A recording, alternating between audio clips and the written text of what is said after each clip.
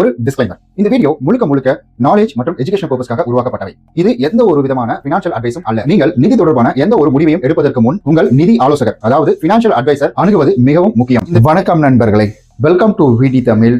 நான் உங்கள் விஸ்வநாதன்.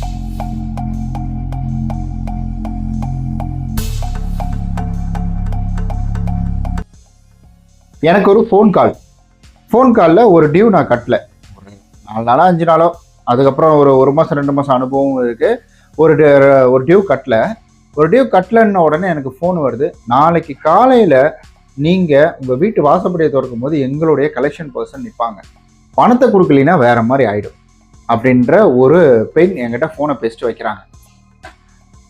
இப்போ இந்த வீடியோவில் நம்ம என்ன பார்க்க போகிறோம் அப்படின்னு கேட்டிங்கன்னா, அதாவது இன்னைக்கு நைட்டு நான் தூங்க போகும் பொழுது நான் நாளைய பற்றி யோசிச்சு கவலைப்படக்கூடாது அப்படின்றதுக்காக தான் இந்த ஒரு வீடியோ. இது நீங்கள் லோன் எடுத்திருக்கீங்கனாலும் இது ஒர்க் அவுட் ஆகும், இல்லை ஆஃபீஸில் உங்களுக்கு ஏதாவது ஒரு இஷ்யூ போயிட்டு இருக்கு அப்படின்னாலும் இதுவும் ஒர்க் அவுட் ஆகும், இல்லை ஃபேமிலியில் ஒரு இஷ்யூனாலும் இதுவும் ஒர்க் அவுட் ஆகும். ஏன்னா நாளை நம்ம கையில் இருக்குதான், அதை இன்றையே நம்ம முடிவு செய்ய வேண்டியது அது நிதர்சனமான ஒரு உண்மைதான். ஆனால் நாளையை பற்றி கவலைப்படுவது இதெல்லாம் எனக்கு வந்துட்டு சாத்தியமே கிடையாது, இதெல்லாம் என்னால் நிறுத்தவே முடியாது அப்படின்னு நினச்சி கவலைப்படுவது அப்படின்றது பார்த்தீங்கன்னா இங்கே வந்துட்டு தேவையில்லாத விஷயம் அப்படின்னு தான் நம்ம சொல்லணும். சரி, ஓகேங்க. இப்போ நம்ம வந்துட்டு லோன் எடுத்திருக்கிறோம். அந்த லோனை எதுக்காக நம்ம எடுத்திருப்போம்? முதல்லலாம் ஏதாவது கார் வாங்க, பைக் வாங்க, இல்லை வந்துட்டு ஏதாவது ஒரு பொருள் வாங்குறதுக்காக வாங்குவோம். ஆனால் இப்போல்லாம் நம்ம கிராசரி ஐட்டம் வாங்குறதுக்காகவே லோன் எடுக்க ஆரம்பிச்சிட்டோம். இன்னும் டீப்பாக சொல்லணும்னா நம்மெல்லாம் வந்துட்டு சாப்பாட்டுக்காகவும் அன்றாட தேவைகளை பூர்த்தி செஞ்சுக்கிறதுக்காகவும் தான் நம்ம வேலைக்கு போனோம். ஆனால் இப்போ எப்படி தான் இருக்கு, கடனை கட்டுறதுக்காகவே நம்ம வேலைக்கு போயிட்டு இருக்கோம். இது எத்தனை பேருக்கு தெரியுதுன்னு தெரியல. ஏன்னா நானும் ஒரு கட்டத்தில் யோசிச்சு பார்த்தேன்.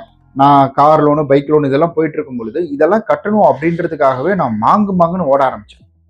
ஐயோ, கடனை கட்டணுன்றதுக்காக ஓட ஆரம்பிச்சேன். ஒரு கட்டத்தில் ஃபேமிலி கூட அந்த பீஸ்ஃபுல் லைஃப் அப்படின்றதே போயிடுச்சு.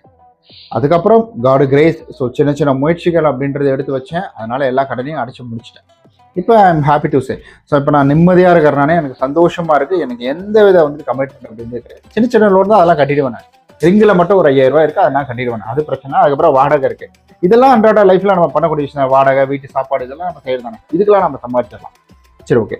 இப்படி நம்ம வந்துட்டு ஒரு கடனை நம்ம தூக்கி போட்டுக்கிட்டோம், பிரச்சனையே கிடையாது, முடிஞ்சிருச்சு. அதை பற்றி யோசிச்சு பிரயோஜனம் கிடையாது. அதாவது நம்ம ஃபியூச்சரை பற்றி யோசிக்கலாம், எந்த தப்பும் கிடையாது. ஆனால் ஃபியூச்சரில் இது நடந்துருமோ அப்படின்ற மாதிரி யோசிக்க கூடாது. அதாவது இப்போ நான் வந்துட்டு பண்ண தப்பை சரி பண்ணியிருக்கலாமோ, அப்படி சரி பண்ணலன்னா இது நடந்திருக்காதோ, அந்த மாதிரிலாம் நம்ம யோசிக்கிறது அப்படின்றது வேஸ்ட் தான். இப்போ பாஸ்ட் இஸ் பாஸ்ட் அப்படின்ற மாதிரி வந்து முடிஞ்சிருச்சு. இப்போ நீங்கள் நைட்டு தூங்க போகிறீங்க. இப்போ கண்டிப்பாக நீங்கள் தூங்குறதுக்காக தான் பெட்டில் உட்காந்துட்டு பார்த்துட்டு இருக்கலாம் இந்த வீடியோவை, இல்லை நீங்கள் வந்து சோஃபாவில் ஹாலில் உட்காந்து சாப்பிட்டுக்கிட்டு பார்த்துட்டு இருக்கலாம், இல்லை ஏதாவது ஒரு ஆக்டிவிட்டிஸ் பண்ணிட்டு பார்த்துட்டு இருக்கலாம், இல்லை மூஞ்சி கழுவுற கேப்பில் வந்துட்டு ஃபோனை வந்துட்டு பாத்ரூம் திட்டு மேலே வச்சுட்டு நீங்கள் இந்த ஒரு வீடியோ கேட்டுட்டு இருக்கலாம், பார்த்துட்டு இருப்பீங்க. ஆக்சுவலி நான் என்ன சொல்ல போகிறோம் அப்படின்னு கேட்டிங்கன்னா, எனக்கு நடந்த நிகழ்வை உங்ககிட்ட சொல்லும் போது உங்களுக்கு கண்டிப்பாக அதனுடைய புரிதல் அப்படின்றது வந்துடும்.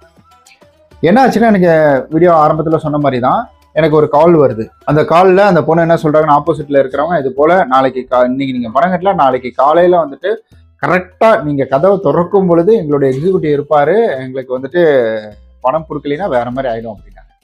அடுத்தது நான் கேட்டேன், என்ன வேற மாதிரி ஆகிடும் அப்படின்னு கேட்டேன். இல்லை சார், நீங்கள் பாருங்கள், நாளைக்கு காலையில் உங்களுக்கு தெரியும் என்ன வேற மாதிரி ஆகுன்றதை எங்கள் எக்ஸிக்யூட்டிவ் வந்து காட்டுவார் அப்படின்ற மாதிரி சொன்னாங்க.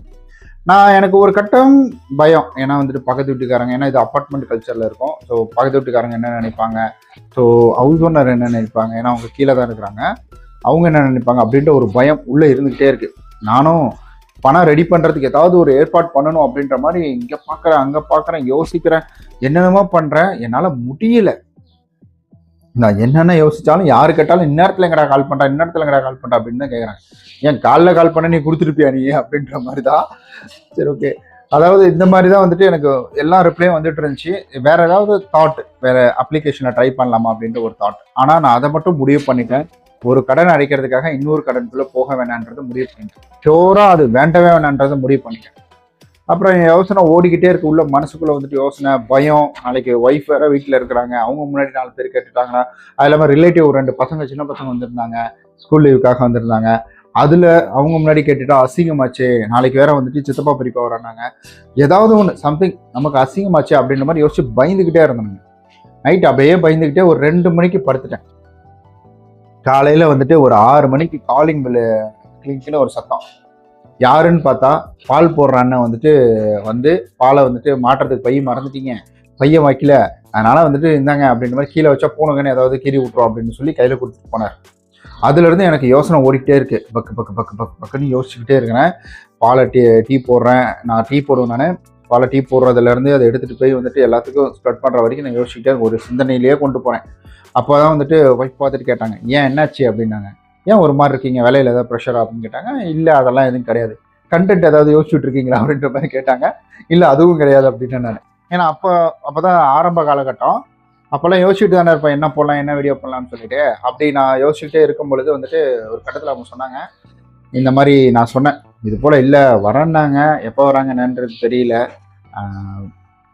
ரொம்ப கஷ்டமாக இருக்குது, பயமாக இருக்குது, பசங்க வேறு வீட்டில் இருக்கிறாங்க, அது இல்லாமல் வந்துட்டு இவரு உங்கள் அண்ணன் வேறு வரேன்னாரு, என்ன பண்ணுறதே தெரியல அப்படின்ற மாதிரி நான் யோசிச்சுட்டு இருக்கும்போது சொன்னேன். நான் சொன்ன உடனே அவங்க ஒரே வார்த்தை தான் சொன்னாங்க, நீங்கள் யார்கிட்டயா திருடிட்டு வந்துட்டீங்களா, இல்லை வந்துட்டு அந்த பேங்க்கில் போய் கொள்ளடிச்சிட்டு வந்துட்டீங்களா, அதனால தான் அடிக்கடி இந்த வார்த்தையை நான் பயன்படுத்துவேன், பண்ணிட்டு வந்துட்டீங்களா, பார்த்துக்கலாம் விடுங்க வரட்டும் அப்படின்னு சத்தம் போட்டுருவாங்க. நீங்கள் இதில் தானே இருக்கிறீங்க, உங்களுக்கு தெரியும்ல, இருந்தாலும் இதில் இருக்கிறதுனால தான் எனக்கு இன்னும் வந்துட்டு இதுவாக இருக்குது, என்ன இவனே இந்த வேலை பார்த்துட்டு பணம் கட்டாமல் இருக்கான் அப்படின்ற ஒரு வார்த்தை, ஒரே வார்த்தை சொன்னாங்க, யானைக்கும் இங்கே அடிசு இருக்கும் ஆனால் யானை கீழே விழாது.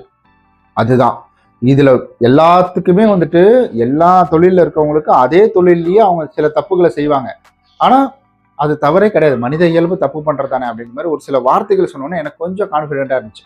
அப்புறம் என்ன பண்ணிட்டேன், இதை பற்றி யோசிக்கல, நேராக வந்துட்டு இது போயிட்டேன், ஆஃபீஸ் கிளம்பி போயிட்டேன். ஆஃபீஸ் கிளம்பி போன உடனே பைலக்கு பாஸ் வந்தார். பாஸ்டர் லைட்டாக பேசும்பொழுதே சொன்னேன், இந்த மாதிரி லோன் இருக்குது அப்படின்னு. எவ்வளோ என்னன்னு கேட்டார். டோட்டலாக எல்லா காசையும் கொடுத்து அதை வந்து க்ளோஸ் பண்ணிட்டார். அதனால தான் இதையும் அடிக்கடி சொல்லுவேன், முதல்ல உங்களுடைய ஆஃபீஸில் கேட்டு பாருங்கள், ஆஃபீஸில் வந்து கண்டிப்பாக கொடுக்கறதுக்கான வாய்ப்புகள் இருக்குது, அங்கே கேட்டு பாருங்கன்னு சொல்லுவேன். அப்புறம் என்னாச்சு, 2 நாளாக எனக்கு எந்த ஃபோன் காலும் வரல. பிகாஸ் என்கிட்ட காசு இருக்குது, அந்த காசு என்னன்னா கையில் இருக்குது. அந்த 2 நாள் பார்த்தீங்கன்னா வந்துட்டு என்னால் அக்கௌண்ட் நியரஸ்ட் போய் பார்த்தேன், என்னால் எங்கேயுமே போட முடியல. பேங்க்குக்கு போனால் ஆஃபீஸ் டைம் என்னால் வந்து பணமும் அதில் போட முடியல. 2 நாள் எனக்கு ஃபோன் வரும்னு பார்த்தா ஃபோனே வரல. 2 நாளும் ஃபோன் வரல. அதுக்கப்புறமேட்டுக்கு வந்துட்டு நானே என்ன செஞ்சேன்னா அவங்களுடைய அஃபிஷியலுக்கு மெயில் பண்ணி இந்த டீட்டெயிலாம் சொல்லி அதுக்கப்புறம் அவங்க ஒரு பர்சன் கால் பண்ணி அதில் நான் அந்த லோன் அப்படின்றத க்ளோஸ் பண்ணேன். ஸோ இதில் என்ன நான் சொல்ல வரேன்னா, நான் நைட்டெல்லாம் தூங்காமல் இருந்தேன், ரொம்ப பயந்துக்கிட்டே இருந்தேன். இது உண்மை இல்லைன்னு எனக்கு தெரியும், இருந்தாலும் எனக்கு ஒரு பயம், ஒருவேளை கிறுக்குத்தனமாக அவங்க எதாவது பண்ணிட்டாங்களோ, அதாவது சொல்லுவாங்க பார்த்தீங்களா, எனக்கு கராத்தே தெரியும் அவனுக்கு தெரியுமா அப்படின்ற மாதிரி, எனக்கு ரூல்ஸ் அண்ட் ரெகுலேஷன் தெரியும் அவனுக்கு தெரியுமா, அவன் வந்து சத்தம் போட்டானா அசிங்கம் தானே, அந்த ஒரு தாட்லேயே எனக்கு ஓடிட்டு இருந்துச்சு. அப்புறமேட்டுக்கு எனக்குள்ளே இருக்கிற ஒரு பயம், எனக்குள்ளே இருக்கக்கூடிய ஒரு பதட்டம் அப்படின்றது அவங்களுக்கும் இருக்கும். ஏன்னா அவங்க ரூல்ஸை தாண்டி சில விஷயங்கள் பண்ணிட்டு இருக்காங்க அப்படின்ற பட்சத்தில் அவங்களுக்கு அந்த பயமும் இருக்கும் அப்படின்றத ஒரு கட்டத்தில் நான் புரிஞ்சுக்கிட்டேன். ஸோ அதுக்கப்புறமேட்டுக்கு இதுக்காடா புலம்பணும், 10 பேருக்கு கால் பண்ணனே, எவனும் காசு தரல. அப்புறம் கடைசியாக ஒய்ஃப் சொன்ன ஒரு விஷயம் அப்படின்றது மனசு கொஞ்சம் ஆறுதலாக இருந்துச்சு. காலையிலையும் வரல, சாயந்தரம் போல, அந்த நாளும் வரல, அடுத்த நாளும் வரல. ஸோ தயவு செய்து உங்களுடைய மனசை போட்டு குழப்பிக்காதீங்க.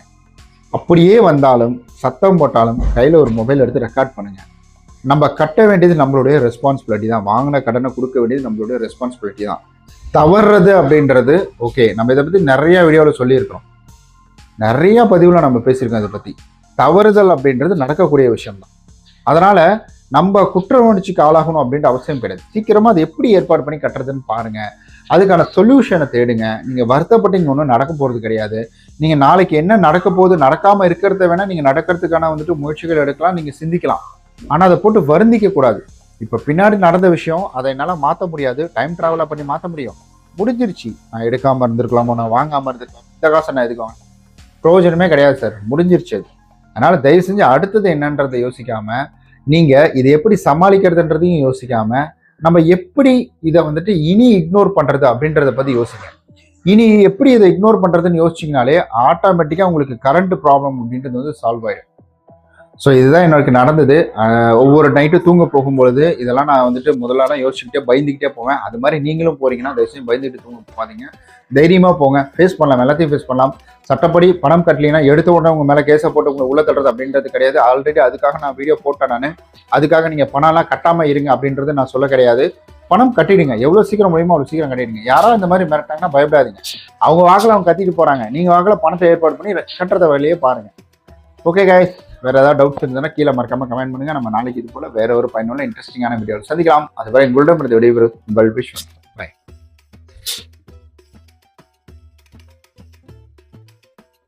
இந்த வீடியோவில் நான் பகிர்ந்துள்ள தகவல்கள் அனைத்தும் பொதுவாக கிடைக்கும் தகவல்கள் மற்றும் என்னுடைய 8 வருட அனுபவத்தை அடிப்படையாக கொண்டது. இது எந்த ஒரு வகையான ஃபினான்ஷியல், லீகல் அல்லது இன்வெஸ்ட்மெண்ட் அட்வைஸ் அல்ல. நீங்கள் loan, EMI, NACH, ECS, E-Mandate, home loan, business loan, personal loan, mortgage loan அல்லது பேங்கிங் அண்ட் ஃபைனான்ஸ் தொடர்பான முடிவுகளை எடுப்பதற்கு முன் ஒரு சர்டிஃபைடு ஃபினான்ஷியல் அட்வைசர் அல்லது நிதி ஆலோசகரை அணுகி ஆலோசனை பெறுவது சிறந்தது. இந்த வீடியோ முழுக்க எஜுகேஷனல் அவேர்னஸ் பர்பஸ்க்காக மட்டுமே உருவாக்கப்பட்டது. இந்த வீடியோ ஃபினான்ஷியல் அட்வைஸ் வீடியோ கிடையாது.